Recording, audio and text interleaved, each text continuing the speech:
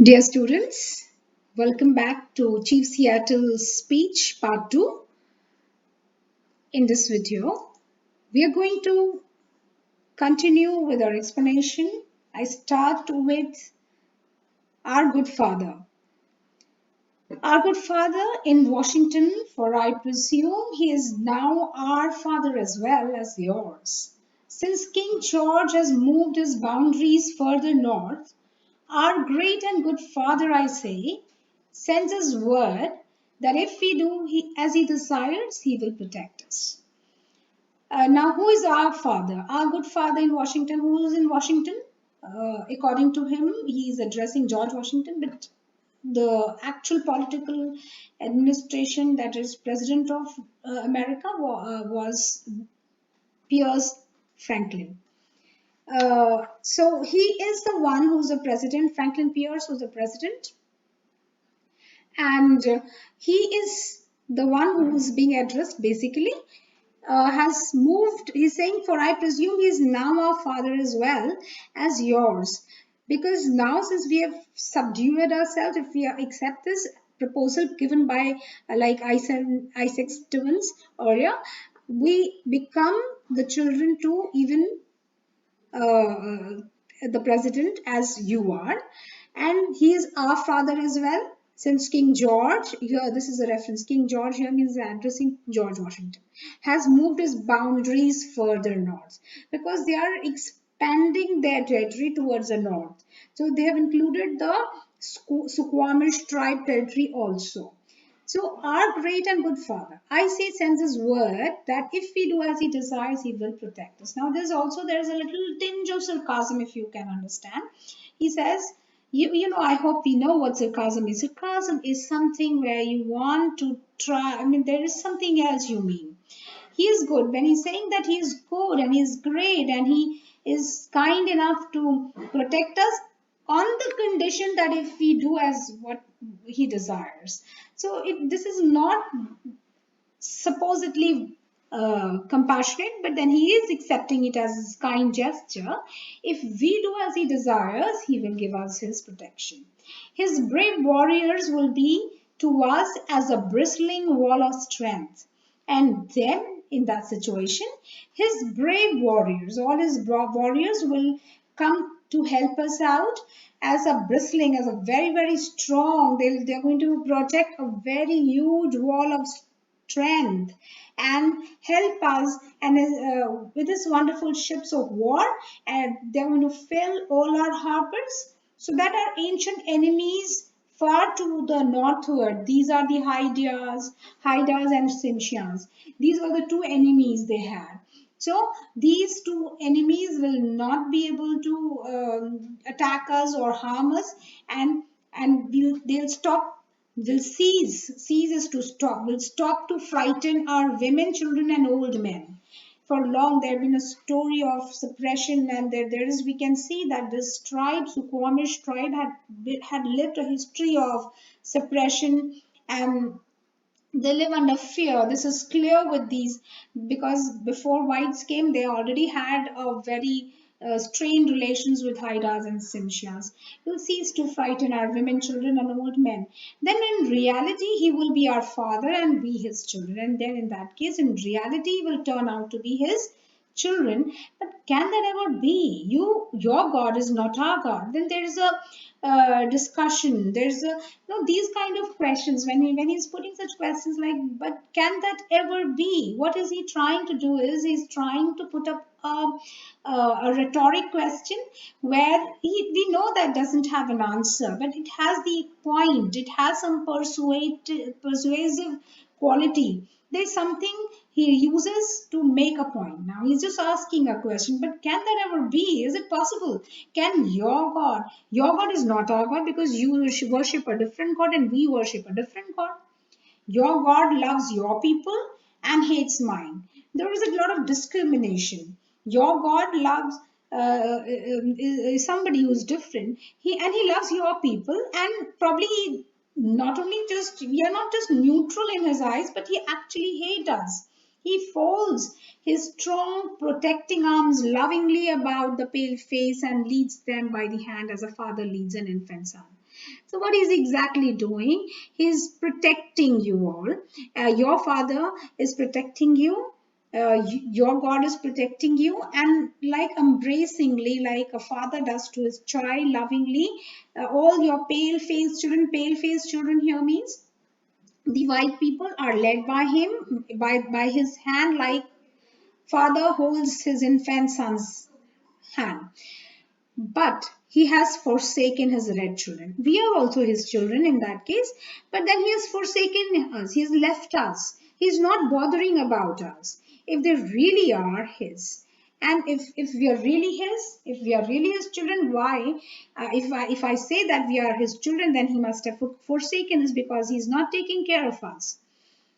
Our God, now there's a difference between, there's a two culture, there's a difference. We can just compare these two differences of religion and culture. Our God, which is different from your God, our God is the great spirit, seems also to have forsaken us. Our spirit, our God is not a God like you, but he is our spirit. We worship spirits, and even our God probably must have forsaken us, left us. Your God makes your people wax stronger every day. What I believe is your God, what is he doing? Your God is making you people stronger. Your wax stronger every day. You may imagine this particular metaphor which is used, your wax stronger. Maybe the imagination that when the wax melts down, it spreads everywhere and becomes hard after it gets cold and gets settled. So this could be the imagination. So stronger every day is strengthening you people. Soon they will fill all the land. Our people are ebbing, and what is happening to our people? Soon your people are going to, white people are going to fill this entire land, and what is happening to our people? They are ebbing away. Ebbing means to recede, to suppress, to get over, finish. So our people are ebbing away rapidly, they are decreasing, they are receding like a rapidly receding tide. This is a comparison, simile used here. This ebbing away like a rapidly receding tide, as if the tide is getting ended. That will never return, and this will never return. The white man's God cannot love our people. What happens is the white man's God cannot love our people, or he would protect them. The white man's God cannot love our people because he is different. He is a different God to different kind of people. We are two different races. He would protect them, and therefore he will only protect them. They seem to be orphans who cannot look nowhere for help. And now what is happening to us? Our spirits have forsaken us, and your God don't love us. So we are like, we have no parents, we have no God to take care of us. So he has forsaken us. Now then, can we be brothers? In this case, if your God has not taken owning us, in that case, are we brothers? How can your God become our God and renew our prosperity and awaken in us dreams of returning greatness? How can your God can become our God? How can your God become our God and renew our prosperity?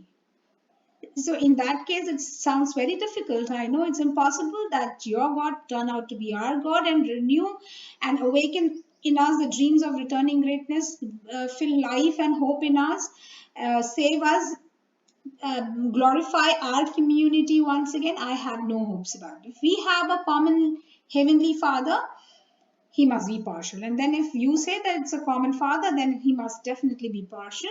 For he came to his pale-faced children. He came to you people. We never saw him. We could not see him. We could not experience him. He gave you laws, but had no word for his red children, whose teeming multitudes once filled this vast continent as stars fill the firmament. He gave you laws. Your father gave you laws. And he did not give us anything. He did not come to his red children. He did not come to us. We were red Indians, or you can say Native Americans. He did not come to us. And we were the ones. We were teeming. We were in teeming multitudes here in this place, in this continent. We were like stars. We were like countless which fill the firmament, which fill the entire sky. We were in these numbers once. He did not come to us. Why? He did come to you, but did not come to us. So in this case, he is discriminating. He is not. He is not. genuine. He's not kind to us. No, we are two distinct races. So he's just comparing, he's bringing two different culture, different kind of religion, two different race. He's bringing it together with separate origins and separate destinies. There's little common between it. There's nothing which we can say it's common. To us, the ashes of our ancestors are sacred, and their resting place is hallowed ground. To us, the ashes of our ancestors, the ashes of our ancestors are sacred.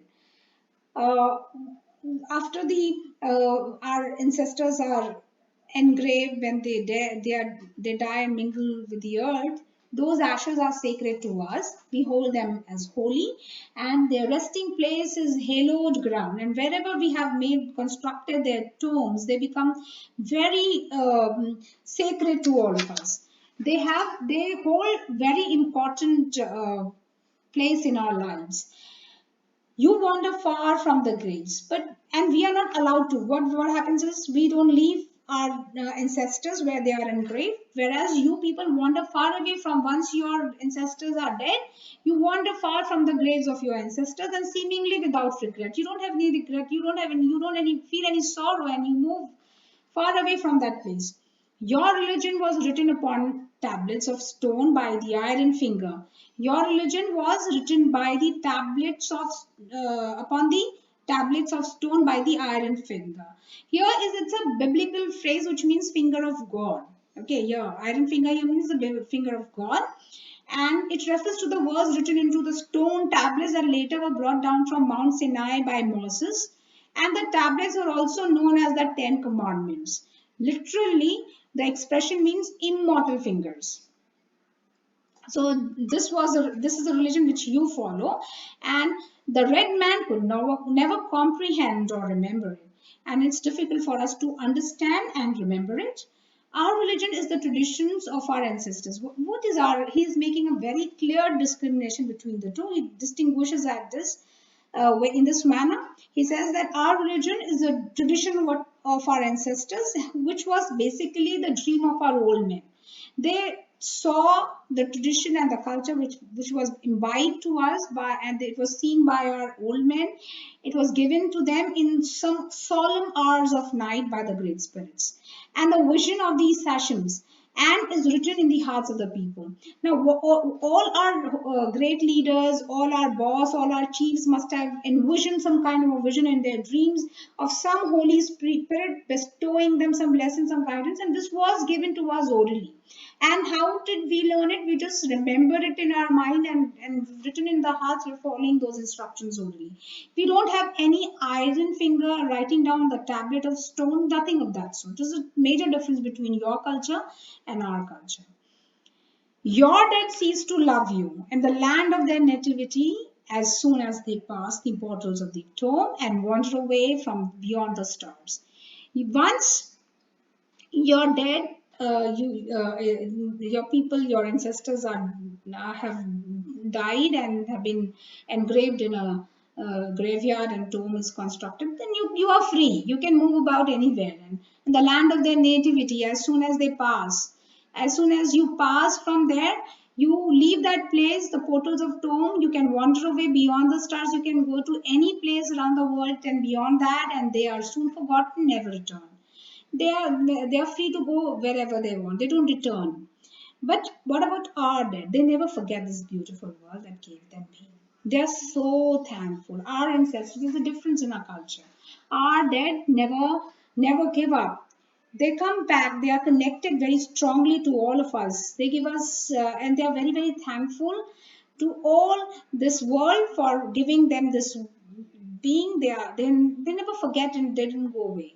They still love this verdant valleys, its murmuring rivers, its magnificent mountains, sequestered vales, and verdant lined lakes and bays, and ever yearn in tender and fond affection over the lonely hearted living, and often return from the happy hunting grounds to visit, guide, console, and comfort them. They still love this its verdant valleys. So our ancestors, they come back, they are deeply connected. Even if they are dead, it's just death is not the end of something, it's just a change of world. Okay, So they are living, they are present, they are strongly connected to this place, and they still love this verdant valleys, this beautiful valleys. It's loved by them even now, and they keep coming back to these valleys, and it's murmuring rivers. Murmuring rivers is the sense of onomatopoeia. So lush green valleys and rivers, it's magnificent mountains and sequestered vales, sequestered lonely valleys where there's hardly anyone around. It's just silence, peace, and nature around.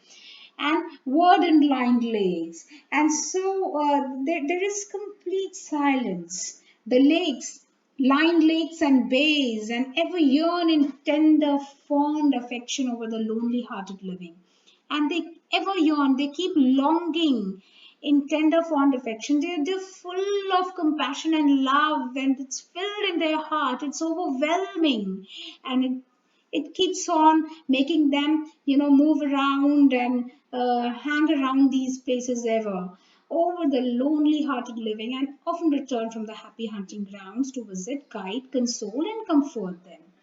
So they very often keep returning from the happy hunting ground, from the happy and the lush green ground, the field. They come back. To visit this place, to guide us, to take care of us, to console and comfort all of us. They are strongly connected. They don't leave us. They never forsake us. Day and night cannot dwell together. Like they are two different entities. You cannot have day and night together. The red man has ever fled the approach of the white man, as the morning mist flees before the morning sun.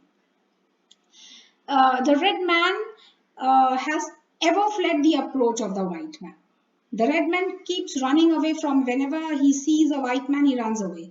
As if the morning mist flees before the morning sun. The moment the sun rises, the mist immediately vanishes back to the sky. Similarly, all these red people try escape immediately when they see the white people approaching them. However, your proposition seems fair, but whatever the case is, what you have proposed, your proposal seems quite fair, and I think that my people will accept it and will retire to the reservation you offer them. And of course, I understand, and this is what is my hope, my people is willing to accept it, and they will retire, they will accept the reservation you offer, the amount of land that you will be giving to us to live comfortably and satisfactorily. We will be accepting it and will be dwelling in those places. Then we will dwell apart in peace, and we will dwell apart in peace, for the words of the great white chief seem to be the words of nature. And for the words, then we'll dwell apart in peace, and then we'll just take our corner, and whichever place is granted to us, we'll start living there. And these are my words, and this for the words of the great white chief. Sorry, these are the words of great white chief. That is the president of America. These are the words of the great president there, to be the words of nature. Like I take my words as what something which is honest, which cannot be changed. Similarly, I take the great white chief's words to be the same. It will not change. He's promising us a part of the land to dwell peacefully there. We accept it, and we are going to take it as the honest promise. Speaking to my people out of dense darkness. All right, so to be the words of nature, and nature is here. There's a comparison again, as if his words are like nature speaking to them, because everything was connected to nature. For them, there was nothing beyond nature. The entire world, the start and the end of the world, was connected to nature. So, what he is assuming is his words are the words of the nature. His words are the words of the destiny, which has been spoken to my people from out of darkness. Because now they are all surrounded by that fear, dark fear, which is eating them away. There's a lot of panic around. So, out of these, his words comes as a ray of hope. I stop here I'm going to continue the further explanation of the story, Chief Seattle's speech, in part 3. I'm going to continue. Keep watching. Thank you.